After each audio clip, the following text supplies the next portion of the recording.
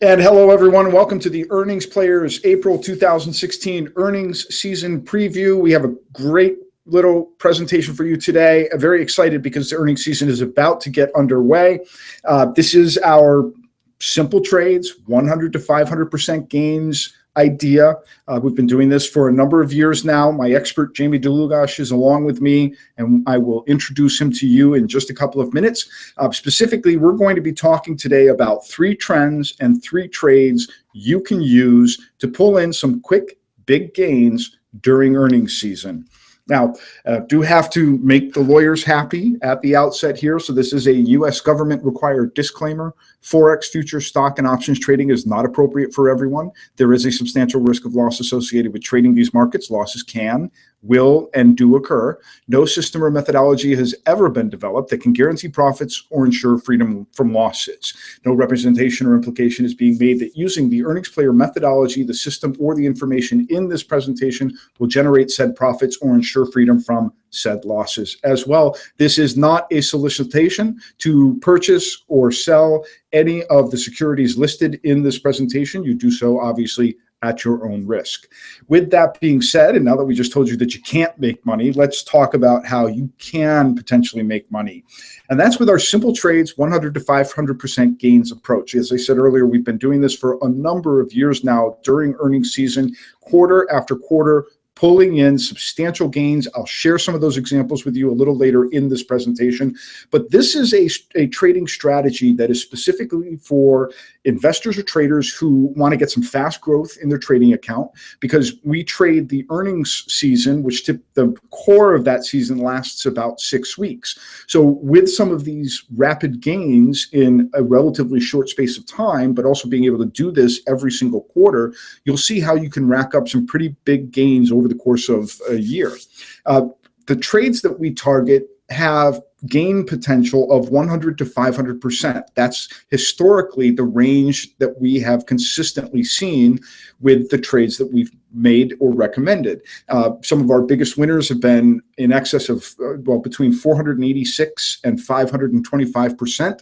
That was a Green Mountain Coffee trade and an AOL trade, which we've made over the last couple of years, just as a range to give you an idea. Last year, we had a number of triple-digit winners. Even last quarter, a number of triple-digit winners. Now, this is specifically an options trading strategy. It's not day trading. You don't have to sit at your computer. We'll show you the actual trading process a little later in this presentation, but we are using options. We are using a simple put or a simple call option in this presentation and what we're talking about here today.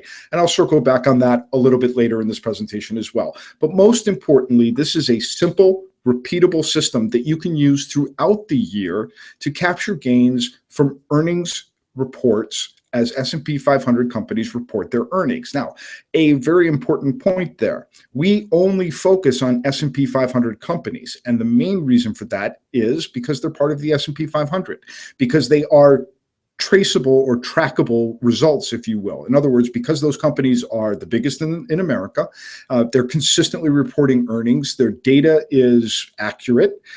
We may not necessarily like the financial engineering that goes on behind the scenes when they report their earnings, but nevertheless, we still have insight into the actual numbers. So it's a key point to understand as well. The reason we use those S&P 500 companies is because they're available on both the weekly and or monthly options market, which means that they have the liquidity available for you to make the trades that we recommend or that we talk about. So with me today, as I said earlier, is Jamie Dlugosch. He's our earnings expert. He's been running the Earnings Player service with us for the last 4 years. And if you don't know him, he is, or even if you do, just as a reminder, he's a 3-time trading champion of MSN Money's Strategy Lab trading competition. He's also the expert stock analyst for the Millionaire Blueprint program with a 75% success rate on his trade recommendations. He's also an award-winning financial writer, having been the editor and publisher with the Rational Investor, which in 2004 was ranked the #1 newsletter by Hulbert Financial Digest. He's also published additional newsletters, the Penny Stock Winners and the Prudent Speculator. And he's also a trusted investment expert, guest and contributor to financial television, radio, and online networks, which include CNBC, MarketWatch, Traders Reserve, Main Street Investor, our own site, and MSN Money. So Jamie, I want to welcome you and thank you for taking time with us to talk about this quarter of earnings. But as we segue into this quarter, and before we move on to the next slide here, let's go back one quarter and let's talk about the first quarter 2016. And really, one of the slides you're going to talk about has to do with train wrecks. And I think that's the best way to describe what happened in the first quarter for the vast majority of companies. So let's go back a little bit in time and what happened in the first quarter and how do you see that forward momentum or non-momentum affecting the next quarter? Well, thanks, John. Appreciate the opportunity to be here today and talk about earnings. Always, for me, the most exciting time of the calendar. And it unlike Christmas, that only happens once a year, I get to do it 4 times a year. So super excited as we ramp into first quarter earnings season. Alcoa reported results last night, and already we're seeing some of the trends and potential trades that we're going to outline here today manifest and work as we're expecting them to work. As for last quarter, it was train wreck is the great a good word for it. You had a lot of speculation that the macroeconomic environment was going to collapse. And while GDP estimates for the first quarter have certainly come crashing down, they are still positive with expectations for second and third quarter reversals of the weakness in the first quarter. But when earnings were released for the fourth quarter of 2015 in January and February of this year, the expectation was weakness. And because of that, it was sell first and ask questions later. And so you did have a large swath of the market, many sectors that were just absolutely pummeled and brutalized. And out of that brutalization comes opportunity that we can exploit during earnings season this quarter. Now you said macroeconomic, and those are some pretty big words for a lot of folks. Can you define that and describe what you mean by that? Sure. Well, it's pretty simple. Capitalism is based on economic growth. And when there's questions about economic growth, it puts into question stock valuations. Stocks are valued based on a corporation's ability to produce and grow profits. And if the environment isn't conducive to growing profits, you're going to have weakness in share price. And so outside of earnings season, what you get in the marketplace is lots of speculation. And what I like about earnings season is that it shocks the market into actually focusing on reality instead of fantasy.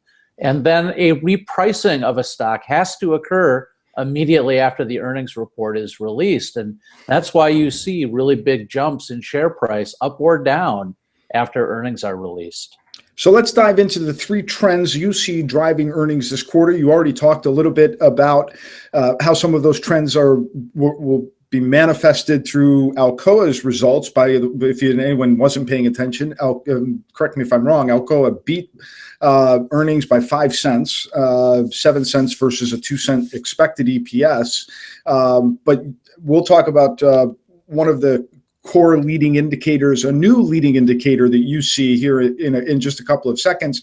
But let's talk about the first trend here and what you mean by this, what you call the short-term reprieve from the earnings recession. Well, it's really simple, John. The market, as it is and want to do, goes too far when it speculates. And the speculation was all about weakness in the U.S. economy in particular. And the reality is the economy and corporations have been, as a follower of earnings, I've been seeing it up close in the front row over the last 4 quarters. You're seeing earnings misses and sales misses on the top line that have been going on for the last 4 quarters. That changes in the first quarter. Wall Street expectations now have also been adjusted because of that weakness in 2015. And so as earnings season begins, you have expectations that frankly are too low. And so that's something that we can exploit.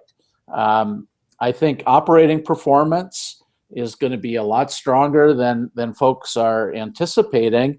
And the stocks that have been languishing with earnings weakness, those are some of the names where you're going to see the biggest reversals in the first quarter of 2016. So in your view, that's a shift from the first quarter going into the second quarter of 2016. Where is the strength and why is there strength?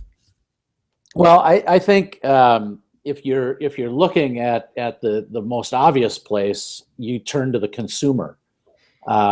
One trend that occurred at the end of last quarter is we saw a number of retail publicly traded companies in whether it's apparel or the restaurant space outperform expectations. And what was, I think, really telling was that it wasn't just the beat of the bottom line, it was the beat of the top line as well. And so if you're looking for early clues, this morning, Perry Ellis, for example, reported earnings.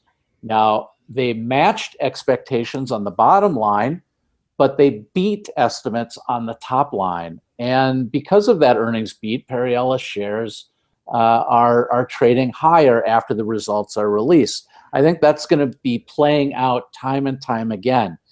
Now, if you add in the fact that we have had really warm winter weather, that tends to lead to more consumer spending. At the same time, gasoline prices have been at historical lows. And so consumers flush with cash. The jobs market is doing better and continuing to show strength with salaries and wages going up.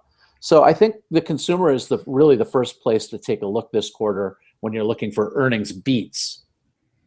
Okay. And I'm going to tag on to that.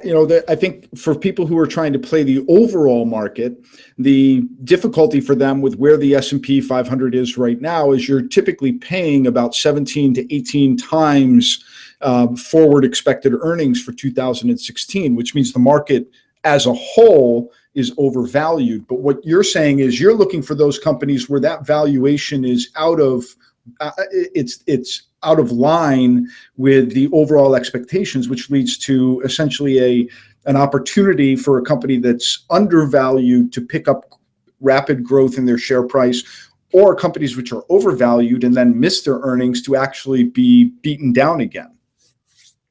Yeah, that's absolutely right. And I think, again, the beauty, and to me, it's the safety of trading earnings, ironically, because a lot of traders run away from the earnings event, and really they shouldn't be, because it's one of the more reliable things that you can depend on, which is a reaction to the stock price based on actual information. And so last week, for example, we even though we trade in the prime earnings season for the 6 weeks, we're continuing to give our members trades in the what I call the postseason. We had a trade last week that on a market down day, we were buying call options, and the macro environment was absolutely crummy. To your point, stocks are overbought here. There can be no doubt about that. But it doesn't matter as far as the market reaction to the earnings event. And this particular company, when it reported on a down day in the market, shares jumped over 10%. And so those are the kinds of opportunities that we're looking to exploit during earnings season. And you've now classified Federal Express as a new harbinger of earnings. Well, yeah, and I may be overstating the obvious, although it doesn't get talked about, in my opinion, nearly enough. They say earnings season begins with Alcoa. Well, Alcoa is an old industrial aluminum company. And it used to be that Alcoa kicked off earnings season, and it was thought to be the bellwether of what's going on in the rest of the economy. Well, the reality is, I think a name like Federal Express is more interesting and a better gauge of the conditions in the economy. And also it's very telling from a standpoint of market valuations. You had Federal Express, a very well-known company, a company that there shouldn't be much variance in its valuation, one would think. Despite earnings coming in way better than expected, you had the stock jump over 10%. Federal Express is not a stock that moves 10%. That action in the stock after earnings, I thought, was the biggest clue to what's going to transpire this up, and it's really exciting what's going to happen this current earnings season. You have lots of inefficiency, mispricing of stocks, whereby operating results are going to snap the market back into reality and result in big moves in share price. But if you're looking for the health of the economy, Federal Express tells us that things are a lot better than people are expecting. And again, to add on, for those who want to think in a broader context, where the reason that Federal Express is important is not just because it's a shipping company.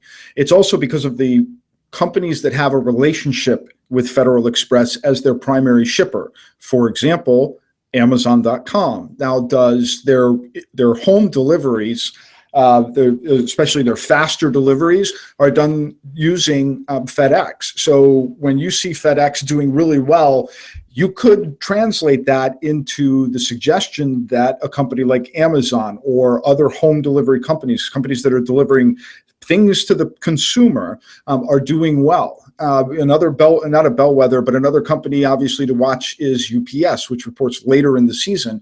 But between those two companies, you're looking at the movement of products, of goods across the country, especially within the US, but also globally. And that really gives you some insight, as Jamie said, into what's happening in both the US and the global economy. So when those companies are doing very, very well, that suggests that the consumer is also doing well. The consumer is spending money. But let's roll back to the train wreck, because this is I think one of the fun aspects of what you do, which is, from one quarter to the next, you get to see the motion, if you will, of the ebb and flow of earnings, kind of like the sea rising and falling.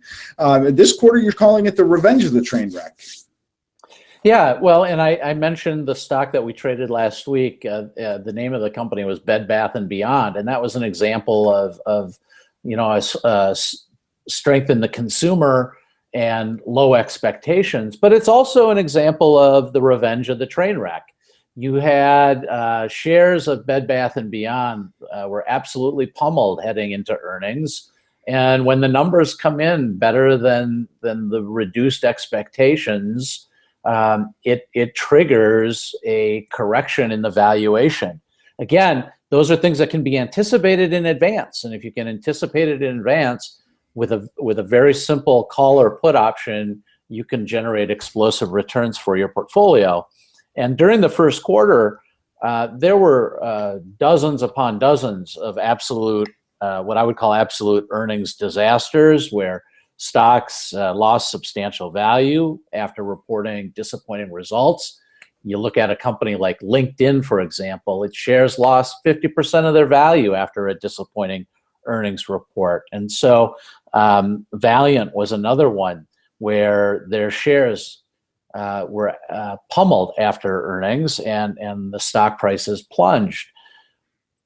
As is often the case, things in the market, when it comes to speculation, goes too far. And so part of what we're doing here is taking a contrarian opinion and believing that no recession is not occurring. Yes, we have some economic softness in the first quarter, but given the strength in the jobs market and all of the other economic indicators that go into determining whether or not you are in a recession, we're about as far away from a recession as you can be. And so I think that gives the opportunity for some of these train wreck stocks to rebound. Great. Actually, that's a repeat. There we go. So what does that mean? What's that rebound, and how does that happen? I mean, how do you capitalize on that?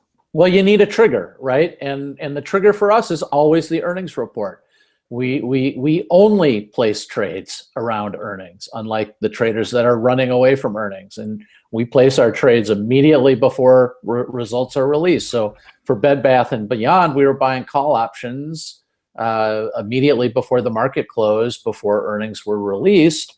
And that trigger for a reversal was the actual operating results being released to the market, and investors having to re-gauge what the fair value of that company is. See, the finance people will tell you that the value of a stock is its discount of future cash flows. Well, what goes into cash flows? That's profits, right?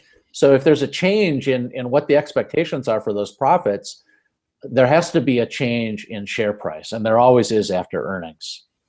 So one of the things that you've been talking about so far, and I know that we've been talking about this at length over the last several months, is the bears sort of having their foot in, but then results come out, and what happens? Yeah, well, again, it doesn't take much to trigger a short covering rally. The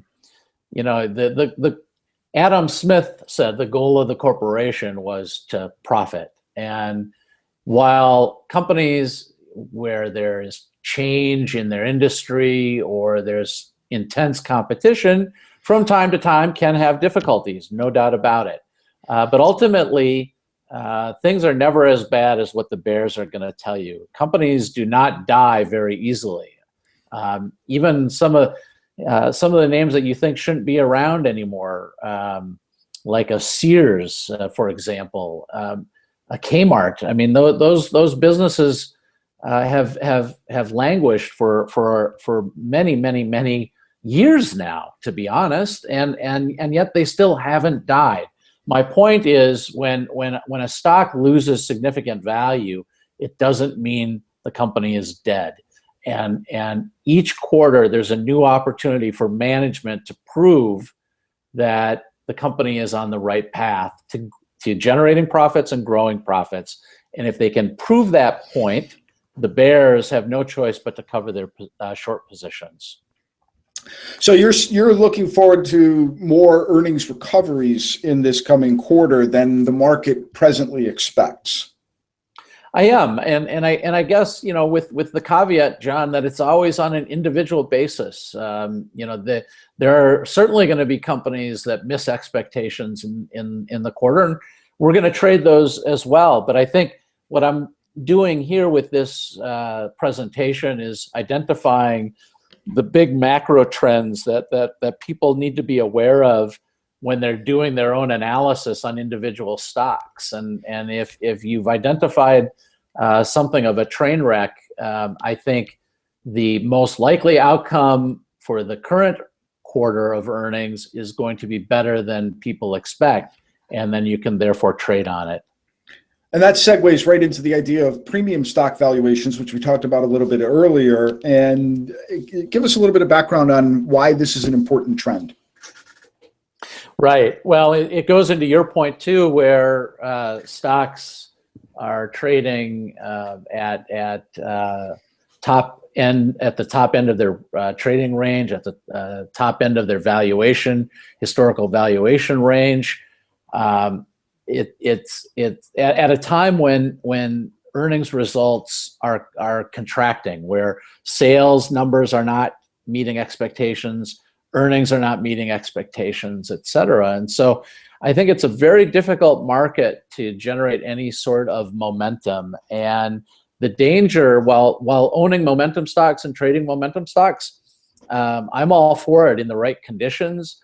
But I don't think these are the right conditions for owning a premium valuation stock. There's way too much risk where any sort of hiccup in the operating results, and it doesn't have to be just the sales or the earnings. It can be something like subscriber numbers for a stock like Netflix, for example. Last quarter, a little bit of disappointment there, had the stock trading down some 15%. So you get really violent reactions when momentum fails to deliver. And you saw much of this begin last quarter in sort of a response to the end of the fourth quarter 2015. We saw that with LinkedIn was a very good example. LinkedIn shares down 25% in one day, if I remember correctly. 50%. That's right. Yeah. So there seems to be, to me, and I just want to work with this based on some of the bullet points here. You have to strike a balance when you're looking at the individual stocks to trade earnings between those companies that are train wrecks and their opportunity to get back on track versus stocks that are highly valued or richly valued and the risk or potential of the stock going down. So what is it that you look for that puts the odds in somebody's favor? Sure, and actually, I think you're touching on a critical point of trading earnings. That ultimately, you can arm yourself with all of these tools and trends, but you still have to do the individual analysis on a case-by-case basis. And so, I look at LinkedIn, for example, and I put it in the category of being a train wreck that, despite a high valuation, there are some compelling factors. We're not going into what are the determining factors to make a good earnings trades. That's a training session in and of itself that we won't go into here. But suffice it to say, when you do that analysis on LinkedIn, it puts it in that category of a potential reversal after being a train wreck. Netflix, its shares recovered after it experienced its own train wreck and have held pretty steady at a very high premium valuation. And I'd be very leery of Netflix. And in fact, Netflix reports early next week. So it to me is a momentum stock that you have to be very careful. Any sort of bad news could result in a 10, 15, even a 20, 25% decline like we saw last quarter with LinkedIn. So for everybody watching, you're looking for companies that are momentum stocks. They're going to be at the top of their ranges. You're looking for the potential for that stock to decline because they miss earnings. Even though they're a momentum stock, even though they're at the top of their ranges, that's where you tend to see those types of falls occur. And at the same time, you're looking for companies which have been beaten down in their stock prices following their previous earnings announcement, which should be able to recover this quarter. So as some examples of that, let's talk about three stocks to trade that fall within the categories of these three trends, Jamie. And the first one is Buffalo Wild Wings. Right, and I think that Buffalo Wild Wings is a great stock to trade. This is a selection based on the first trend of no, we are not in a recession. Buffalo Wild Wings is the quintessential American company serving up beer and wings in sports. And in the first quarter, you had a lot of sports. You had the Super Bowl. You had the winter sports, hockey and basketball gearing up. You don't have to worry about fluctuations in the value of the dollar. Buffalo Wild Wings is a domestically based company, and disappointing results during earnings recession over the last 4 quarters really sets the table and lowers the bar of expectations for Buffalo Wild Wings to do well in the current quarter. So I think the stock's oversold as we go into the earnings report. The valuation relative to expected profit growth is now actually pretty attractive as it's ever been really in the last 12 months. And Wall Street, I think, is optimistic, even though the bar has been set low. Those estimates have been holding firm over the last 90 days, which tells me the bias is on the upside here. And so I would be buying call options on Buffalo Wild Wings and before they report earnings. We'll circle back with everybody and give you some details on how to make a trade like this in just a couple of minutes. Next up is another transportation stock, Union Pacific. Yeah, well, and I wasn't even looking to be funny with Union Pacific and the train wreck analogy, but it really does apply in that no sector over the last 6 months has been beaten down like the transport sector. Trains in particular, trucks as well, were hit hard by selling in the fourth quarter and first quarter of this year. Valuations really were chopped in half. Unlike a LinkedIn that lost 50% of its value in one day, these train and truck stocks have lost 50% of their value over the last 6 to 9 months. And so train stocks have been slammed in 2015.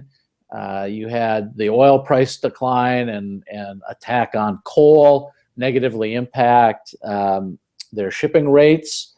And you also just had the transports leading the bear calls for a recession. And because a recession isn't happening, I think Union Pacific is set up for a reversal here. There could very well be the light at the end of the tunnel. I think the numbers are going to be better than people anticipate in the first quarter. You've had, for sure, no recession looks to be taking shape in 2016. That's important because it's guidance.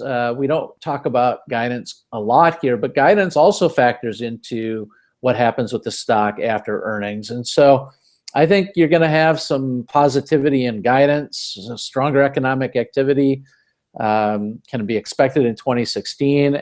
And the fact that estimates have dropped tells you, the hurdle rate is very low. So put it all together and, you can see, start the comparison to Federal Express that shippers are doing well.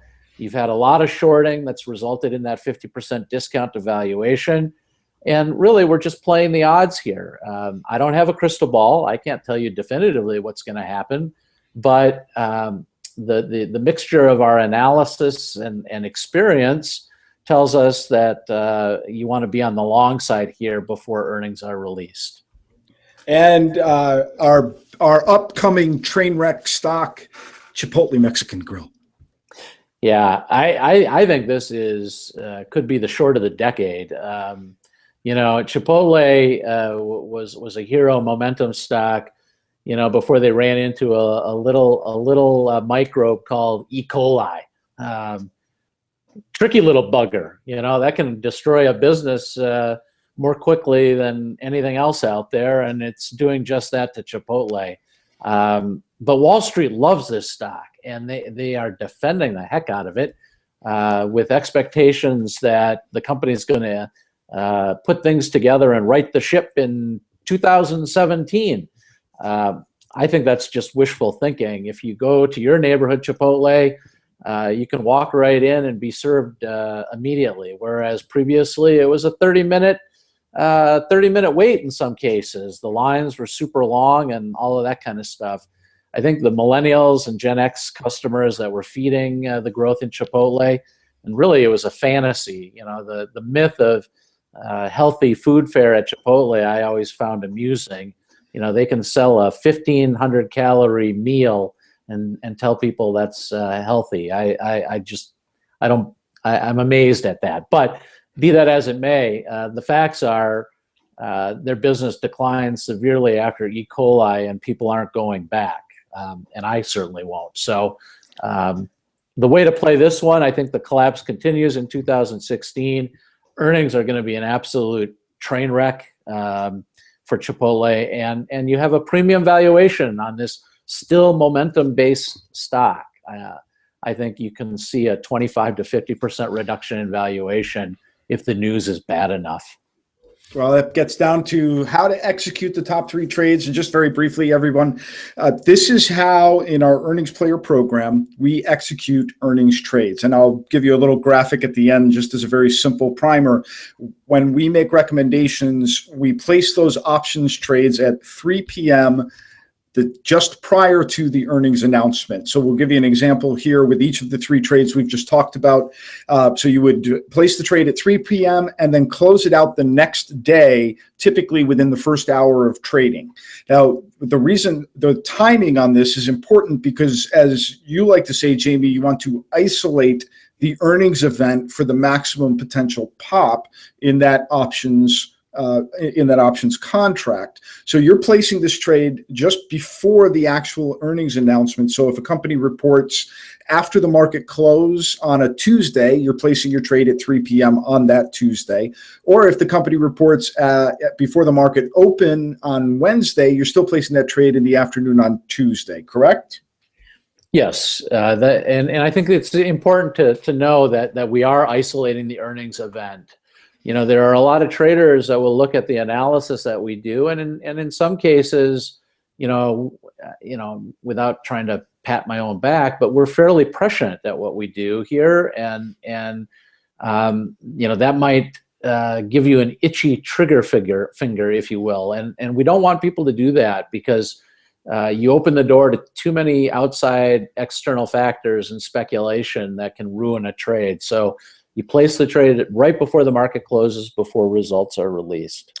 So here's the step-by-step on Buffalo Wild Wings. Again, this would be a call option. You would buy that call option just before the earnings announcement. Presently, the earnings report comes out on April 26th after the market close. So you would buy that call option at 3 p.m. on April 26th. Those call options should be at or just in the money. And then you want to close the trade the very next day, April 27th, after 10:30 a.m.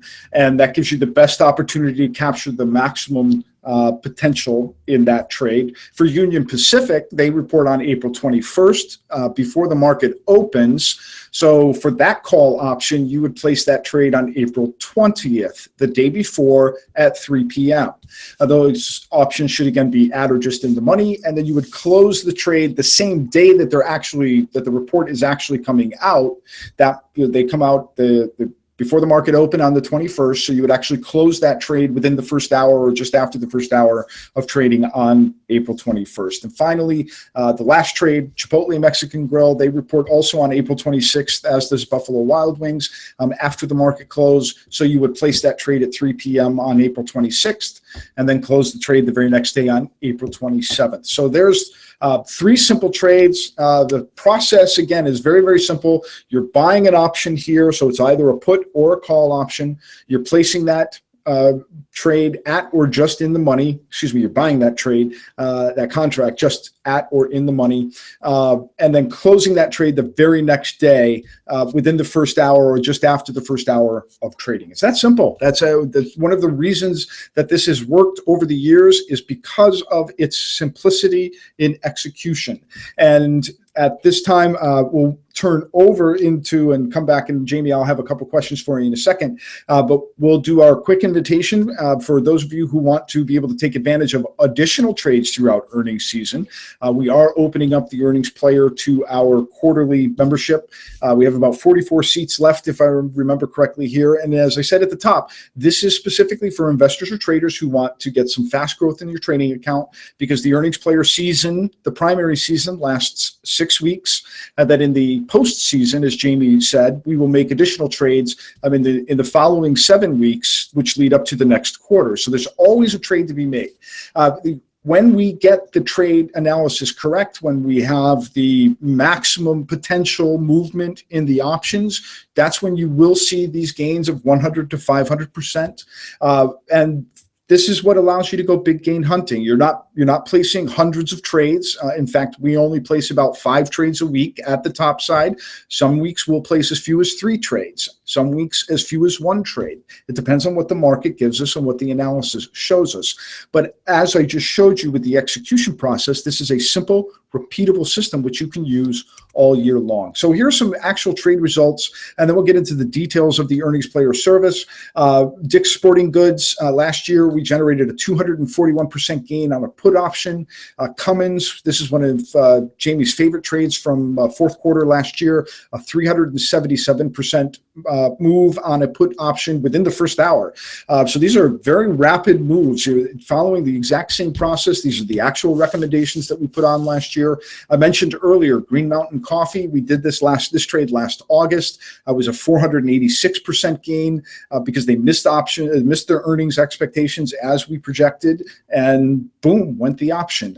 And even as Jamie talked about, Bed Bath & Beyond being an off-season trade. This was one of our other ones last year, Best Buy, which beat their earnings, and we had a call option recommended, and that call option was up 351%. So now you can go it alone. You can certainly try and work this out on your own. We have a 5-step process, which we detail on the page below here. So you can try to scour the markets for potential trades and go through hours of data, estimates, calculations, options chains, news headlines, and charts, or we could do all of that hard work for you. This is your chance to join us for the new quarter starting here in April 2016. This is your ability to unlock the huge profit potential that's available to you during earnings season. This is the Earnings Player. And we're about to get started on April 18th will be the start of the new regular season. We run again for 6 weeks from that date with our prime season. We make weekly recommendations every single week during earnings season. We make off-season recommendations. I'll come back to that in just a couple of minutes. But the best part about this, again, is it's not day trading. You don't have to sit in front of your computer. You don't have to scour the market for trades. We do that work for you. You simply place your trade at 3 p.m. on day 1 and close your trade at 10:30 a.m. on day 2. It's that simple. So the Earnings Player, this is how it works. Each week we make up to 5 trade recommendations. These are the trades where we've projected the biggest potential gains, all things being equal. In other words, these are the trades which have the best potential for those gains in the 100 to 500% range. Now, so those trades between April 18th and May 27th, those are the 6 primary weeks of earnings season, up to 5 trade recommendations every single week. Some weeks we may only have 3 or 4 trades. Again, it depends on the market. It depends on the stocks in question. We also have to take other factors into consideration, like the overall market, what's happening in the global economy, the global markets, if you will. So some weeks we may only have 3 trades, but they're still going to be our 3 best profit potential trades. We also make additional trades during the off-season. Off-season in this next quarter will last from May 30th until July 5th. So it spans that 7 weeks until the next earnings season begins when Alcoa reports in mid-July. So during the off-season, Jamie will typically make 1 to 3 additional trades. Usually it's 1 or 2 trades a week. A couple of weeks ago, we had 3 trades because it just worked out that way. But these are additional trades, which again, give you, like Best Buy, again, 200, 300, 400% potential gains. Now, what Jamie does for you is his unique expert 5-step analysis on each of those trade recommendations. First, he's identifying which trades should be made, which trades have that profit potential of 100 to 500% gains. He gives you and runs through the actual estimates on the company so you understand why there's a disparity between what Wall Street expects and what the company is most likely to report. He talks about the fundamentals, the charts, and the news headlines, all of which collectively help him to identify the best trades to make each and every week. Then he gives you the expectations for those earnings, whether he expects them to miss or beat, and he gives you the actual trade to place, whether it's a simple put or a simple call. And those trades then come with the specific trade instructions, so you know exactly when to execute the trade and the specific trades to execute. We'll give you an example here in just a moment. We also provide, now these are all going to be weekly options, trade recommendations. It's the rare occurrence where we'll use a monthly option, but for the most part, we focus on weekly options. And the primary reason that we focus on weekly options is because it gives us that best opportunity for profit potential in that short space of time. If you use a monthly option, unfortunately, too much can happen between you buying that option and the expiration date of that option. So and as I said, trade recommendations are very simple options trades, buying a put or buying a call. Here's an example. This is the Best Buy trade, which you can see on your screen. We told our members to buy Best Buy, the $30 August 28th expiration calls, when to execute that trade, and then we help them to close the trade out the very next day for that 350% gain. So here's what happens for you as a member. You get your trades every week for the week ahead on Monday, typically by noon noon Eastern time. And those are delivered to you by email and also on our members website. I'll show you how to get into that here in just a minute. Again, all trades, the vast majority of trades are going to be weekly options. It's been the rare occurrence where we've used a monthly. The only time we've ever used a monthly is for a stock that didn't have weekly options available to it. And even so, we were still in and out of that trade quickly. You would enter your trades at 3 p.m. on what we call trading day. Trading day is that moment just prior to the earnings report. And then you're exiting your trades typically by 10:30 a.m. the next day, regardless of result. And well, if for any reason we need to change or cancel a trade, it has happened from time to time, you'll get an email and an SMS alert if we need to take a trade off the table or if we need to change a strike price on any of our trades. So we give you all of the details, all of the specifics for executing the trades with us each and every week on Mondays by noon Eastern. That's where you get your weekly green sheet, which tells you all of the trades that you're going to make for that week ahead, so you know exactly when to make them, which days to place them, which days to close them, and which options trades you're actually making. So now, a couple of other points here. This is sort of a compendium of questions that we've gotten over the years. And although we use simple options trades, those of you who are more expert options traders can use the analysis we provide to build your own spreads, straddles, or other advanced options trades. There's no reason that you can't use those. The only reason that we stick to the simple options trade is for maximum profit potential. That's what we're after here.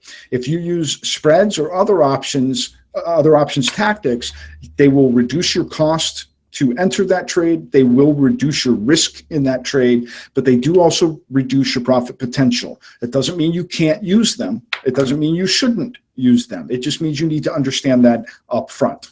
And so again, our reason for using basic options trades is that maximum profit potential. We want that 350 to 400% gain in the option itself.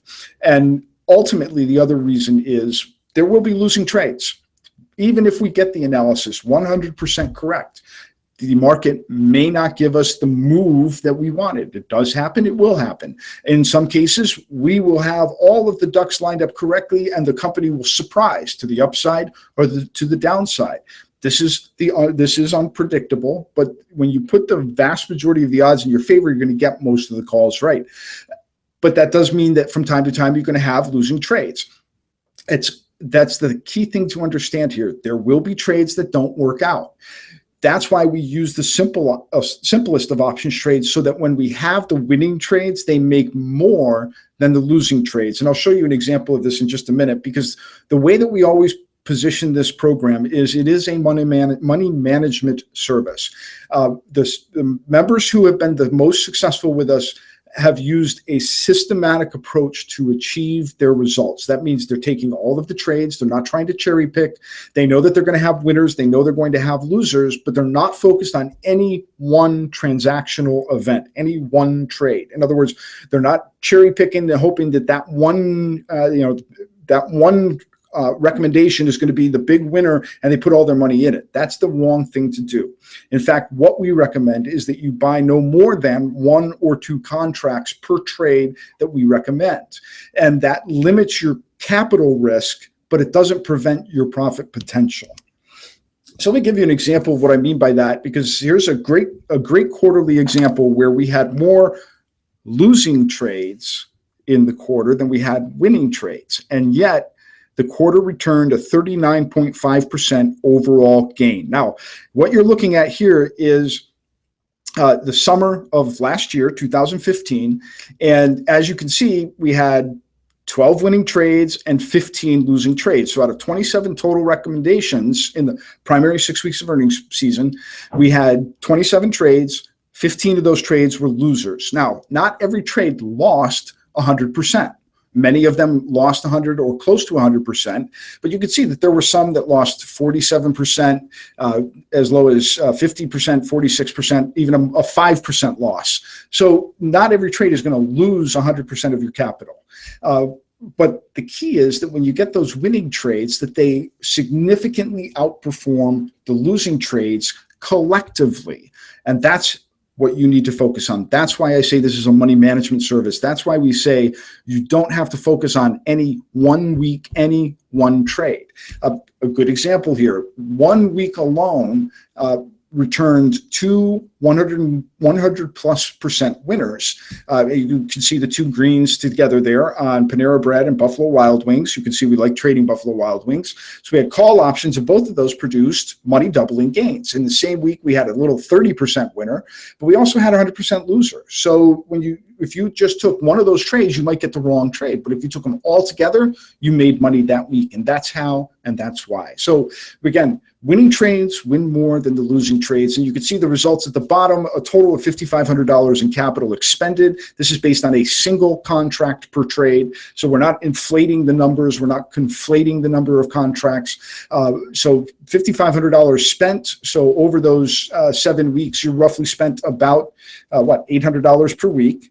Across the trades, you can see that, and it returned $7,700 by the end of the quarter. By the end of the primary weeks, so it was a 39.5% total gain. This is how Earnings Player succeeds. But I'll be perfectly honest with you, it's not for everyone. If you can't handle a losing trade, this is not going to be the service or program for you. If you understand that you need to win more than you lose in the percentages of the trades, this service is for you. Again, it's all about money management. We've averaged 28% total gains per quarter throughout 2015. 2016 is just underway. We had a small gain for the first quarter of 2016. Our results are not finalized, but they're close. But again, it's a matter of taking all of the trades, being consistent in the application, and understanding that some of those trades aren't going to work out. So as I said, don't need to win every trade. You don't have to have 100% winners to come out ahead. There's no service that does that. No service that provides 100% winners. As I said earlier, we may get the call right. The stock may not move in our favor, but your best success will come from limiting your exposure to just 1 or 2 contracts per trade. It doesn't prevent you from turning profitable trades. It prevents you from losing significant amount of money over the season. So as a member, your benefits include, as I said a little earlier ago, the weekly green sheet. You get this every Monday during earnings season. This is a full quarter, even though the vast majority of your trades will be made in the first 6 weeks. It includes up to 5 trade recommendations for the first 6 weeks, and then additional trade recommendations as they occur through the rest of the season. We give you the specific options, trade instructions, the option, the strike price, everything you need to know, the date, so you know when to place the trade, where to place the trade. And as we've talked about, some weeks will have more opportunities than other weeks, but we want the best profit opportunities with the least amount of risk. Inside your green sheet, we do the analysis, we give you the trade instructions, we also do capital management for you, so you know how much money it's going to cost you to place each of the trades based on a single contract, so you know what your capital expenditure is for the week ahead, so that you know what your capital risk is. We do all of the analysis, why Jamie thinks the company is going to beat or miss earnings, what the numbers tell you, what the news, the chart, the fundamentals tell you, and then the specific trade instructions, whether you're buying a put, whether you're buying a call, the weekly expiration you're buying, and when to place that trade. You also get our trading calendar. This is just another view of the green sheet. The trading calendar is available on the members' website. It shows you exactly which dates you're going to open those trades. And we also track the estimated results, the estimated capital and the results of each of those trades on the trading calendar.